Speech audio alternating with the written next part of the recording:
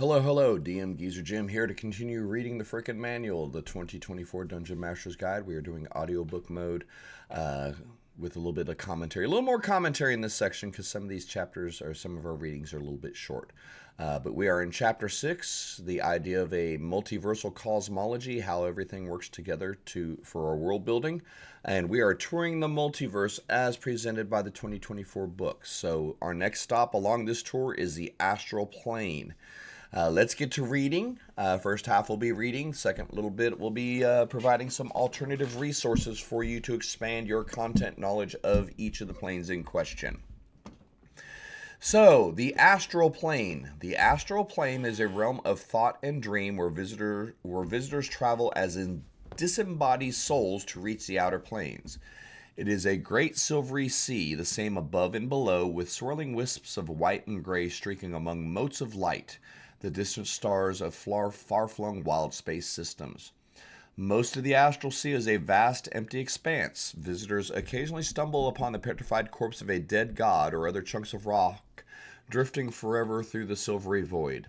Much more commonplace are color pools, magical pools of colored light that flicker like radiant spinning coins.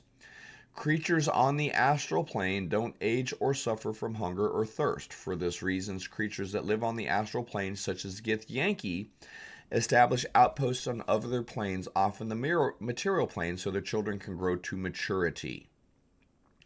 Navigating the astral plane. A traveler in the astral plane can move by simply thinking about moving, but distance has little meaning.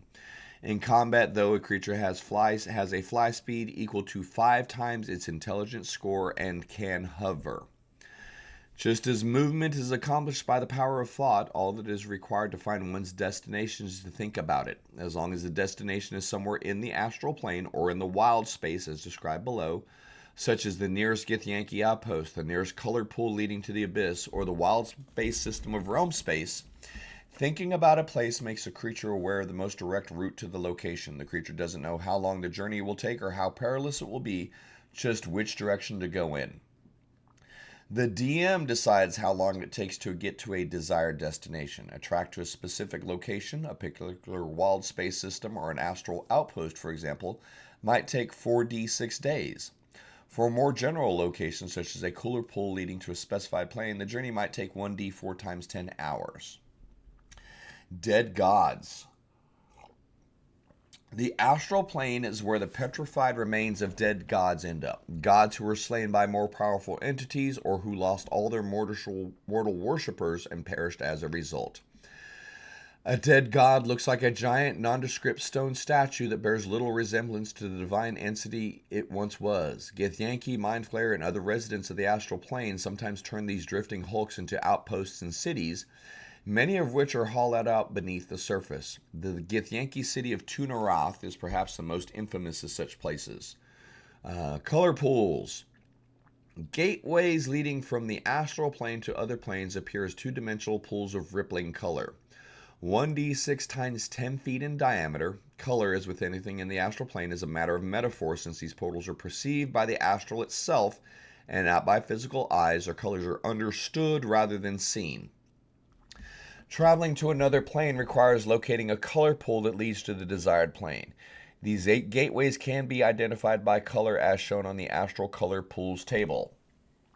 So it gives us a random D20 table, but it also gives us a connection. So if you're a little commentary, if you're just putting random encounters in the astral sea, this is a good resource. If you're trying to connect your players from one point to another, this is a good resource because they need to be able to true up the color of the color pool with the transitive place where they're heading to, the outer plane as it were, or the material plane they're trying to connect to.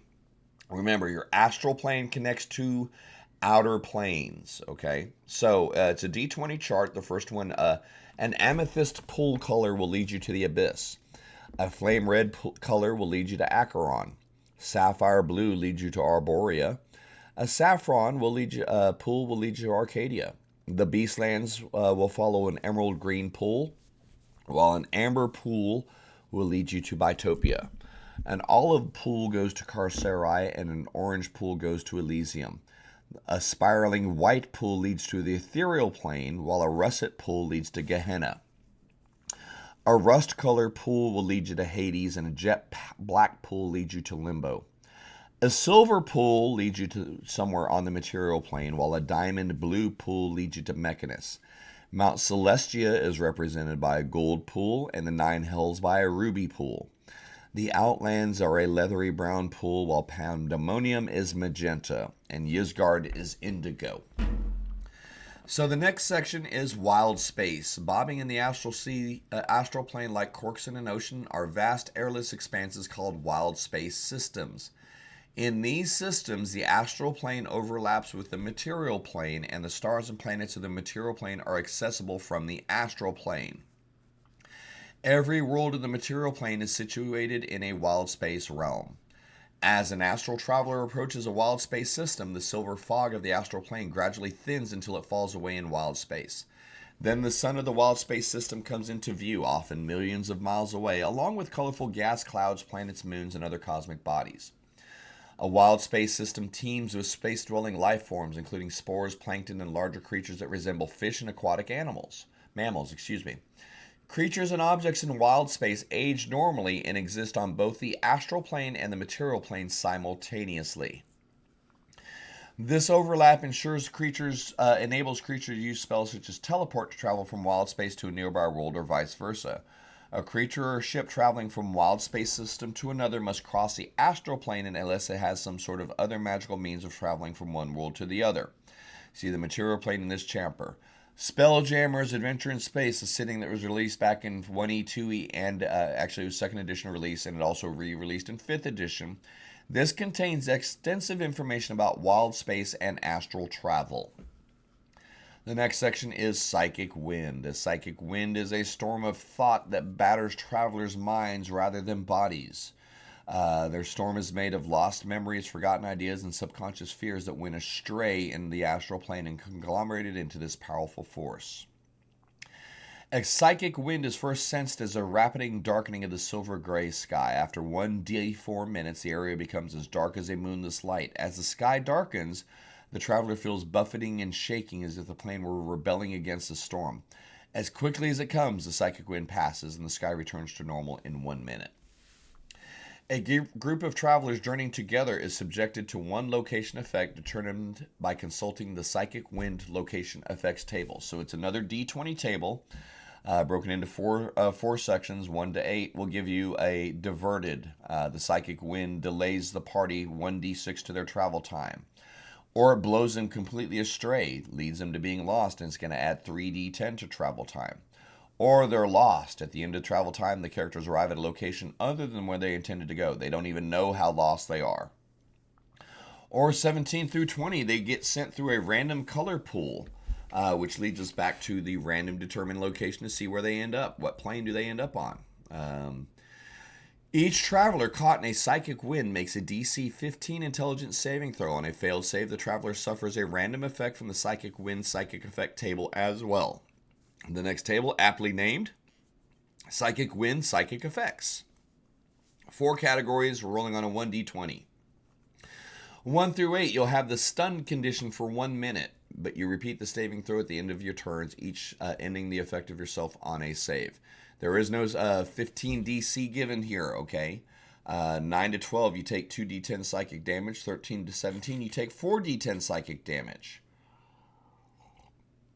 On an 18 to 20, you have the unconscious condition for 1d10 hours. The effect ends if you take damage or if another creature takes an action to shake you awake. Last but not least, Astral Plane Adventurers. Characters most often visit the Astral Plane as a way of getting somewhere else, either to one of the outer planes or to different worlds of the material plane via wild space. En route, they might encounter fellow travelers such as Celestials, Fiends, Slotties, Modrons, or Githyanki. As a realm of thought, memory, and dream, the astral plane can also be an adventure destination. Characters might try to plumb the crystallized thoughts of dead gods, or sift information from the torrent of a psychic wind, or they can face astral manifestations of their own memories, fears, and dreams. That's that section. A little bit more meat here. The astral plane is a transitive plane, meaning that this is what we're using to go from one point to another. You can ignore astral travel by using portals going from material plane directly to sigil to an outer plane or there. or you can use the Astral Sea and the Astral Plane as its own adventure. If you like the idea of wild space, which I'm not going to touch a bunch on, but we will real quickly refer to. Shut up! I don't want your feedback right now. No thanks. I'm busy. I'm working. I'm working here. But if you look at the source book of Spelljammer's Adventure in Space, this was a box set that was released 2 years ago for 2014 5e. This gives you a lot of information and a relatively decent campaign if you want to dip your feet into adventures in the Astral Sea and in the wild space. That's specific for wild space, though, okay? Astral travel is different than wild space travel, but if you need more, here's where you can go with it. Now, another resource that you might like looking at is the second edition by Monty Cook, TSR, A Guide to the Astral Planes. A very thick, pretty heavy read. This was published back in when? 93? 96. Okay, not that old. But you can look at the table of contents and go, man, this is a thick book. Yes, if you want to play around the Astral Sea, if you want to play around in the Astral Plane, this book will provide you more adventure opportunities, content, and information than you're going to have time to run for adventures. So if you're a fan of if you're a fan of Wild Space and Spelljammer, you go with the Spelljammer system. If you want to use the Astral Sea, if you want to use the Astral Plane, for adventures, then you want this book. Astral Sea and Wild Space, you look into Spelljammer. Astral Plane, you look deeper into Planescape. But all of that to be said, there is enough information given within the 2024 Dungeon Master's Guide to provide you with the information for the Astral Plane. It's enough to get you going. It's enough to get you started. But if you want more, there is more. There's a lot more out there. The Astral Plane, like I said, it's been the basis for an entire adventure setting when you look at Spelljammer. So yeah, tons and tons of information out there. But hey, thank you guys for your time. Likes, follows, subscribes are appreciated. Join us over on Twitch if you want to jump into live stream chats with us Tuesday through Saturday, 11 a.m. to 1 p.m. Central. We are there on most every day except for holidays. So hopefully we'll see you guys over there. And more importantly, thank you for your time for being here. And hopefully we'll catch you for our next episode. We're going to do the Beastlands next. We'll see how that turns out. Likes, follows, subscribes. Appreciate your time. We'll see you for another episode soon.